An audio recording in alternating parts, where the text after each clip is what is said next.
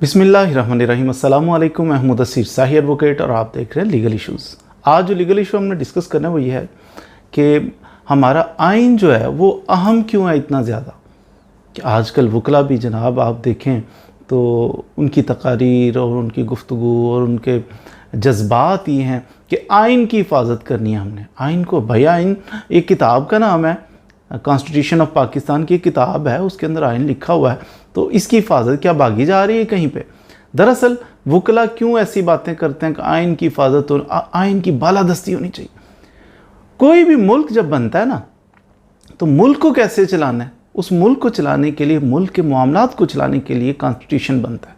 उसके अंदर लिखा जाता है कि इस मुल्क के अंदर ये उसूल व ज़वाबित मुल्क को चलाने के लिए लागू किए जाएंगे।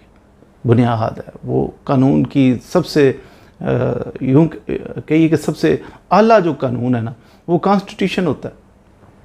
कॉन्स्टिट्यूशन के अंदर हर चीज़ की अपनी अपनी डोमेन बयान कर दी गई है। मिसाल एक ले लेते हैं कि आर्मी की मिसाल दी गई है कि अगर आप पढ़ना चाहें, आर्मी के बारे में भी लिखा हुआ है कि आर्म फोर्सेस कैसे अपॉइंट होगा, कैसे काम करेंगी, उनकी डोमेन क्या है, वो सारा मेंशन है।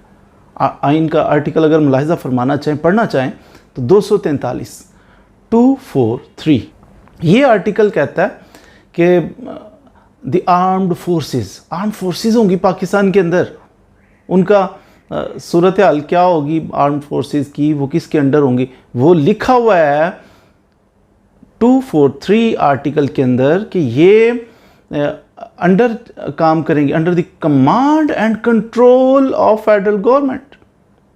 आर्म फोर्सेस हमारी हैं, एक अदारा है, आर्मी है, नेवी है, एयर फोर्स है, तो ये हमारे अदारे हैं। हम में से हमारे बच्चे जाके जनाब उधर अपॉइंट होते हैं, सर्विसेज देते हैं, खिदमात देते हैं, उनमें उन्हीं में से बाद शहीद भी होते हैं, अल्लाह की राह में इस मुल्क पाक की सरहदों की हिफाजत करते हुए शहीद हो जाते हैं। तो ये हमारे बच्चे, हमारे नौजवान होते हैं, तो वही इस इदारे को भी संभालते हैं। कॉन्स्टिट्यूशन क्या कहता है? आइन कहता है कि ये इनकी डोमेन ये होगी। सबसे पहली बात जो मैंने आपको बताई कि किसके कमांड एंड कंट्रोल में होंगे, फेडरल गवर्नमेंट के। है जरूरत फेडरल गवर्नमेंट की कि वो कमांड करे और वो कंट्रोल करे आर्म फोर्सेस की? आजकल थोड़ा खौफ और राज फैला हुआ है जनाब, हर बंदा डर रहा है, आर्म फोर्सेस है, वो प्राइम मिनिस्टर है, तो जो भी कोई है। इससे भी मज़े की बात आपको बताता हूँ, इसी आर्टिकल के अंदर 243 आर्टिकल के अंदर ही लिखा हुआ है कि सुप्रीम कमांडर जो होगा ना आर्म फोर्सेस का, सबसे बड़ा ओहदा, सबसे बड़ा इनका चीफ होगा, पता है कौन होगा? सदर पाकिस्तान। खांस भी सकता है सदर पाकिस्तान उनके सामने, आर्म फोर्सेस के सामने। तो ये सुप्रीम कमांडर है, सबसे बड़ा, चीफ ऑफ आर्मी स्टाफ से भी ऊपर है सदर पाकिस्तान। ये लिखा हुआ कॉन्स्टिट्यूशन के अंदर, ये कानून है, सुप्रीम लॉ है पाकिस्तान का। तो क्या ये ऐसा ही है? फेडरल गवर्नमेंट के अंडर है सारी आर्म फोर्सेस, उन्हीं के कमांड एंड कंट्रोल के ये ताबे हैं, सारा सिस्टम चल रहा है। सुप्रीम कमांडर जो है आर्म फोर्सेस का वो आरिफ अलवी साहब हैं। क्या ऐसा ही है? एलिवेट कौन करता है इनको, अपॉइंट कौन करता है, लगाता कौन है? Chief of army staff, chief of the naval staff, chief of the air staff.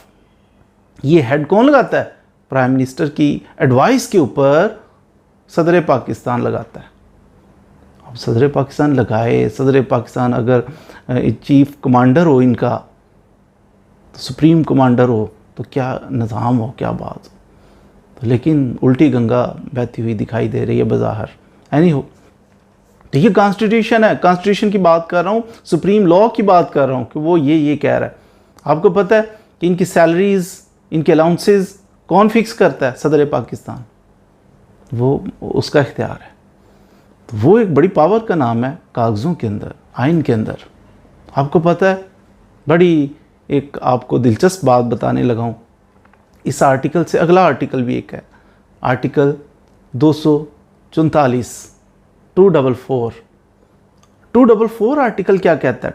244 article कहता है कि जब भी इनकी अपॉइंटमेंट होगी, ये एक स्पेशल इनसे ओथ ली जाएगी, हलफ देंगे, और हलफ इस चीज़ पर पाबंद करता है इनको 244 आइन का आर्टिकल, ये वाला जो हलफ देना है इन्होंने, वो पाबंद करता है कि पॉलिटिकल एक्टिविटीज़ में इन्वॉल्वमेंट नहीं होगी। कभी भी नहीं होगा कि इस पार्टी को आगे लेके जाना है, इसको थोड़ी लगामें खींचनी है, इस पार्टी को ऐसे तो उसको वैसे, इसको लाना है, उसको निकालना है, इसको ख़राब करना। No, not at all. Article 244 oath लेते हैं। ओथ समझते हैं? ओथ का मकसद होता है, कसम खाता है बंदा, मैं कसम खाता हूं कि मैं पॉलिटिकल एक्टिविटीज में इन्वॉल्व नहीं हूंगा। That is constitution of Pakistan. ये इसलिए वकला बाद दफ़ा चीखते हैं, चिल्लाते हैं, आइन की हिफाजत करनी है, आइन खिलाफ आइन काम नहीं होना चाहिए, हर किसी को अपनी डोमेन में रहना चाहिए। ये वकला, इसलिए वकला के जनाब सेमिनार होते हैं, वकला प्रोटेस्ट करते हैं, वकला की रैलियां निकलती हैं। क्यों? कॉमन मैन को तो पता ही नहीं। स्कूल टीचर को हो सकता है ना पता हो आइन के अंदर 244 के अंदर क्या लिखा हुआ है, इंजीनियर को हो सकता है ना पता हो, डॉक्टर को हो सकता है ना आइन का पता हो। कुड़ते रहते हैं, सारी नेशन जो है अंदर अंदर कुड़ती रहती है, ये क्या हो गया, क्यों हुआ ऐसा, ऐसा नहीं होना चाहिए था, ज़्यादती हो गई है। बुनियाद का नहीं पता होता, वकला को बुनियाद का पता होता है कि आइन के अंदर सुप्रीम लॉ ऑफ लैंड जो है उसके अंदर लिखा गया हुआ है, किसकी क्या डोमेन बनती है, कहाँ लिखा हुआ है, वकला को पता होता है। फिर वकला प्रोटेस्ट भी करते हैं, रैलियां निकालते हैं, सेमिनार करते हैं, शऊर देते हैं ये गलत हो रहा है, गलत को गलत कहने की जुर्रत रखते हैं वकला। तो ये आर्टिकल मैंने गोशगुजार किए कि जिसके अंदर लिखा हुआ है कि मैं कसम खाता हूँ, यानी हलफ देता हूँ कि मैं पॉलिटिकल एक्टिविटीज़ में इन्वॉल्वमेंट नहीं होगी, मेरी पॉलिटिक्स में मैं शामिल नहीं होऊंगा, मेरा काम सरहदों की हिफाजत है। फिर एक और, सरहदों से बाद दफ़ा आर्मी को अलाउड है कि सरहदों से निकल के बाद दफ़ा अंदर आ सकते हैं।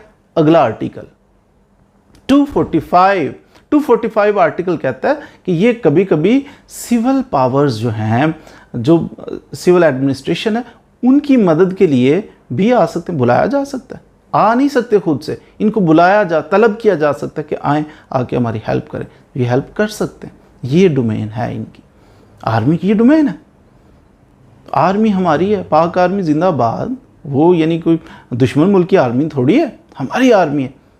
तो हम अपनी आर्मी से मोहब्बत करते हैं, हम तमाम इदारों से मोहब्बत करते हैं, लेकिन हर इदारे का लिखी पड़ी बात है ना, ज़ुबानी बात नहीं, लिखी पड़ी बात है। आइन कहता है, सुप्रीम लॉ कह रहा है कि आपकी ये डोमेन है, आपकी ये डोमेन है, आपकी ये डोमेन है, वहाँ रहें। तो जब उधर नहीं रहते फिर प्रोटेस्ट भी होता है, लोग बातें भी करते हैं और इज़्ज़त ख़राब होती है हमारे इदारे की भी। हमारा इदारा है आर्मी, हमारे इदारे की इज़्ज़त ख़राब होती है, हमारे मुल्क का नाम जो है वो ठीक नहीं रहता। लोग बातें करते हैं कि यार ये कैसा मुल्क है, ये क्या हो रहा है, हमें इस चीज़ को कंट्रोल करना है। चीफ ऑफ आर्मी स्टाफ आते रहते हैं, जाते रहते हैं, बदलते रहते हैं। तो हम भी गोश गुजार करते हैं, अर्ज़ करेंगे, अर्ज़ ये कर रहे हैं कि अपनी अपनी डोमेन में रहना हमेशा। आर्मी से भी हमारे सारे ऑफिसर एक जैसे थोड़ी होते हैं, आर्मी के भी कहीं समझने वाले भी होंगे, समझेंगे भी इस बात को कि हमें अपनी डोमेन में रहना है, सर्व करना है स्पेसिफिक पीरियड के लिए। जो हमें अपॉइंटमेंट होती है उसके बाद हमने छोड़ के चले जाना है इज़्ज़त के साथ। और इन्हीं में से शुहदा जो होते हैं, आपको पता है एक शहीद जब होता है मुल्क के लिए, बंदा शहादत, जामे शहादत नोश करता है, क़यामत वाले दिन एक शहीद बख्शा नहीं जाएगा सिर्फ कि बख्शा गया, नहीं, उसकी तो बख्शिश होगी, अपने साथ 70 बंदों की शफात करके साथ ले जाने की ताकत रखे। अल्लाह ताला ने ये मुकाम दिया उसे।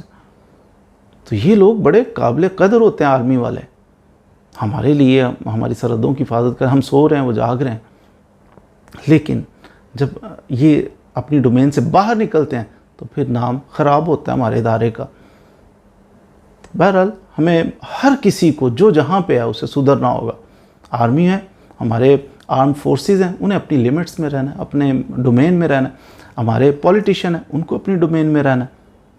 पॉलिटिशियन देखिए कितने करप्ट हैं, आर्मी वाले फिर भी कुछ ना कुछ इंटरफेरेंस करते हैं।